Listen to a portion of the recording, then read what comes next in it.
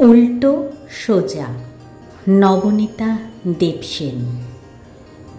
এত ঢাক ঢাক গোড়গোড়ের আছেটা কি মশাই?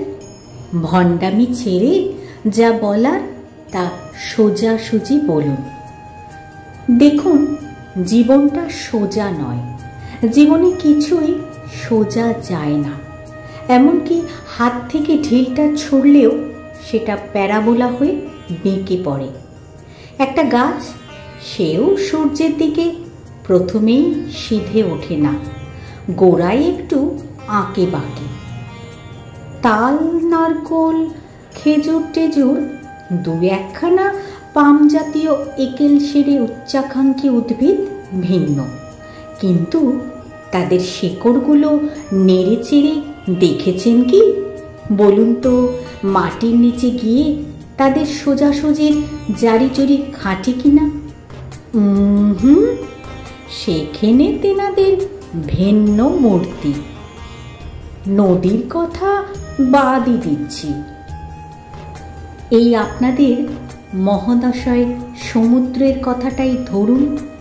একখানা ঢেউ কি সে সিধে পাঠায়? আর এই যে পূজ্যপাদ হিমালয়, তার কোনখানটা সোজা মশাই? তুচ্ছ বাতাস, ঈশ্বরের ফু, সেও কি খুব সোজা ধায় কি? ক্ষণে ক্ষণে দিক পাল্টায়। আমি সামান্য মানুষ, আমি কি করে সোজা বলবো, সোজা চলবো?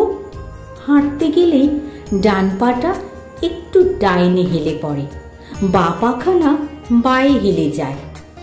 সেই ছেলেবেলা থেকে ঢের চেষ্টা করে দেখেছি মশাই, কিছুতেই নাকের সোজা হাঁটতে পারিনি। একে কি আপনি ভণ্ডামি বলবেন? আমাকে কি বলবেন দুমুখ সাপ? দেখুন দাদা, দুটো জিনিস কেবল সোজাসুজি চলে, আকাশ ফুঁড়ে বৃষ্টি আর চক্ষু ফুঁড়ে জল। আর একখানা কথাই কেবল সোজাসুজি বলা যায়, মিথ্যে।